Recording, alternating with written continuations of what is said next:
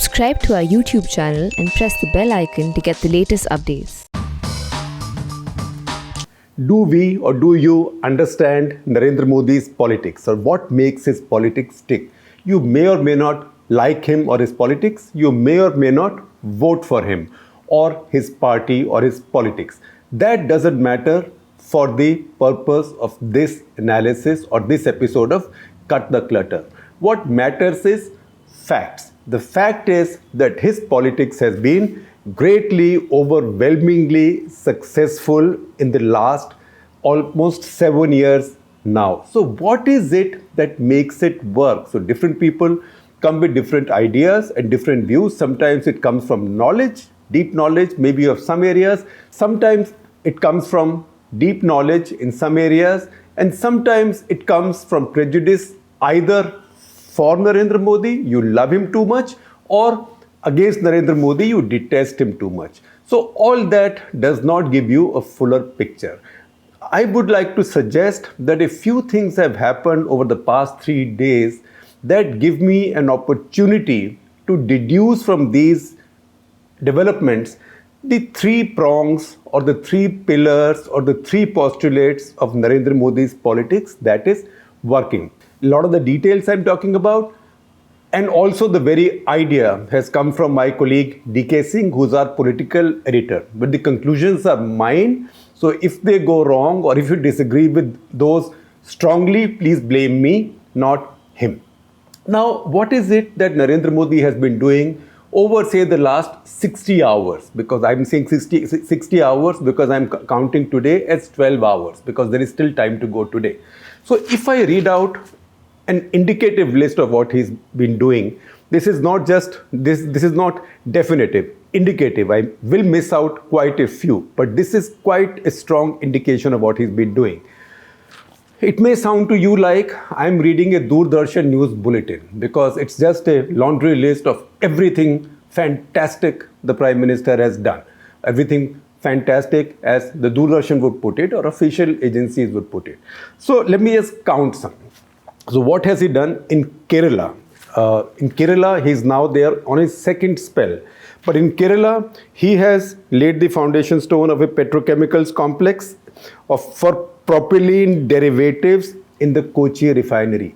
Never mind the fact that Kochi refinery is owned by BPCL, which is already on the block and will be sold this year. Government is committed to selling it this year. In fact, by September of this year, this is one of the early PSUs to be sold. Despite that, PM has gone to do this stuff with a propylene derivatives petrochemical complex. So you might say, what's the Prime Minister doing?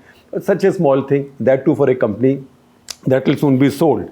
Then Cochin Port Trust. What has he done? He has inaugurated an international cruise terminal, inaugurated or foundation stone laid or Bhumi Pujan. Some cases I may mix this up, but it doesn't matter because what matters is the message that is coming out. So international cruise terminal at Cochin shipyard. He has also then inaugurated Vigyan Sagar, a marine engineering training campus at Cochin shipyard. Again at Cochin Port Trust, he has opened the South Coal berth. So what is the Prime Minister of India doing? Opening a coal berth in a distant port. But the message from all that, the lesson from all that is politics. So you keep on hearing me out. And once again, if it sounds too boring, I'm doing it because I have to give you sufficient evidence to arrive at my conclusions, which are analytical points, not opinion points,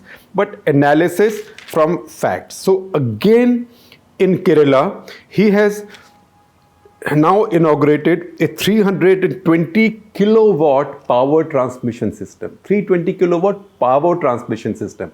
It's not even a 320 megawatt power plant, which is a small power plant these days. It's merely a power transmission system between Pugalur and Tamil Nadu and Thrissur in Kerala.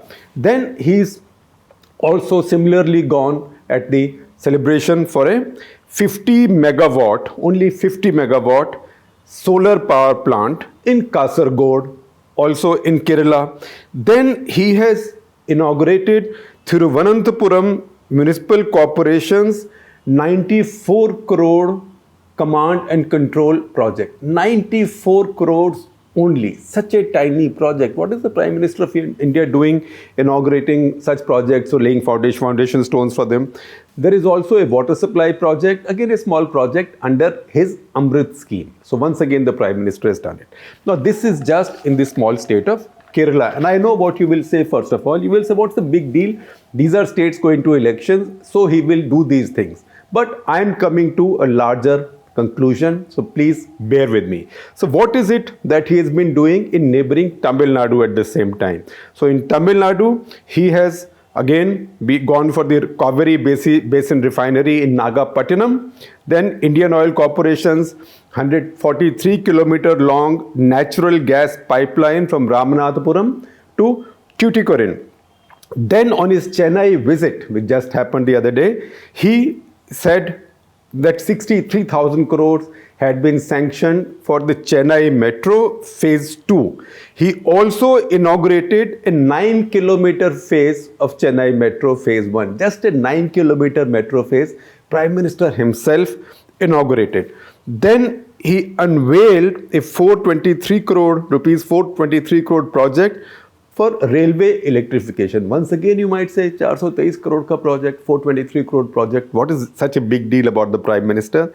Then he laid the foundation stone of 2,460 crore renovation of Grand Anicut Canal System. That has been an old demand in Tamil Nadu because Grand Anicut Canal System is the oldest irrigation system in India. It is the 4th oldest in the world, and it is functional even now. This was built by Chola kings somewhere between 100 BC and 100 AD. And this is quite an engineering marvel for those times. The Chola king who's given credit for this is Karikalan. Now, this system diverts or takes the water from the Kaveri system to its fertile delta, which is the grain bowl or rice bowl of Tamil Nadu. But as you can see, this is now 2000 years old, more than 2000 years old. A lot of improvements have been made on it, particularly in British times, but it's a very old system. And there's been a demand for renovating it. So he has now committed money and started that project as well. Now that is not all in Tamil Nadu. He's done much more. At the same time, he has laid the foundation stone for a 1,000 crore Discovery Campus, as it's called, at IIT Madras. Then also launched a 4th railway line from Chennai Beach to Attipattu. How long is this railway line? It's exactly 25 kilometers. That's all. So the Prime Minister of India is also working on projects that are just 25 kilometers of railway line, local railway line. Also, he spoke about building a defense corridor in Tamil Nadu with 8,100 crore investments to begin with. And what is the third state he's been going to? That is Assam. He's been doing some stuff there on his visits, some by video conferencing. And look at the a broad list of things he has done. He's laid the foundation stone of the Dhubri-Fulbari bridge on the Brahmaputra. This will be the longest bridge in India, 19 kilometers, longest river bridge in India. There is also the Trans-Harbour link under construction between Bombay, the island, and New Bombay. But this will be the longest river bridge, 19 kilometers. It will connect Dhubri, which is sort of the westernmost part of Assam, bordering Bangladesh, to Fulbari, the township on the other side of the river in Meghalaya. So that way it also connects Meghalaya, especially the Garo Hills, better with the rest of the country. So that big bridge project, all right. But besides that, he also launched a 2-lane bridge from the river bank in Jorhat district to Majuli. Majuli, as we know, is the largest river island in the world. It is so large, it has a population, it's an assembly constituency. And Sarbananda Sonowal, Assam's chief minister, has this as his constituency. Now that bridge is being built there. Besides that, he also started or launched Mahabahu Brahmaputra program, which is a very ambitious program for river navigation in Assam, and did several other things alongside this. Now, if you see all these, what is the one word that pops out at you? That one word would be infrastructure. And if you still have any doubts, look at the one interesting person that he admitted to his party, BJP, was also a surprise in Kerala. That is Mr. E. Sridharan. So who is Mr. Sridharan? Mr. Sridharan is Mr. Infrastructure in India. He is the APJ Kalam of infrastructure building. So to get him into BJP, he will not win the BJP Kerala. The message from getting him to BJP is that BJP loves to build infrastructure and it honors also the infrastructure builders of India. E. Sridharan is a national icon. He built the Delhi Metro. Before that, he built the Konkan Railway. Again, big engineering challenge, big environmental challenge. All these projects also faced many challenges in courts, etc., etc. But it was because of his credibility and trust that people had in him and various governments had in him that it all went through. In fact, but for him, the privatization of Mumbai and Delhi airports would not have happened when it got caught in all kinds of charges and counter charges. Finally, Dr. Manmohan Singh also said that Mr. Sridharan will decide whether these contracts are right or not. And once he gave his okay, so he's been the APJ Kalam of infrastructure. He'll be 89 in a couple of months, but he joined the BJP. Once again, if you put that cherry on top of this large infrastructure cake, you again come to the same conclusion.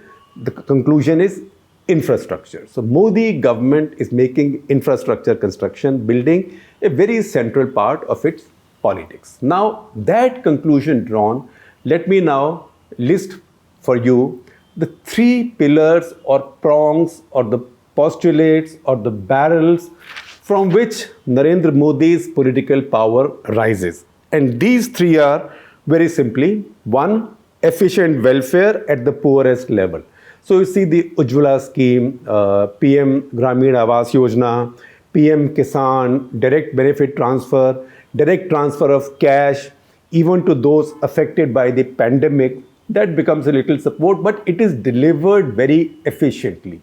So nearly 9 crore people in India have got their LPG cooking gas connections. That's a reality. And if you want to recheck that reality, you can check also how India's kerosene consumption is coming down state after state, because state after state is becoming kerosene free because people are getting LPG.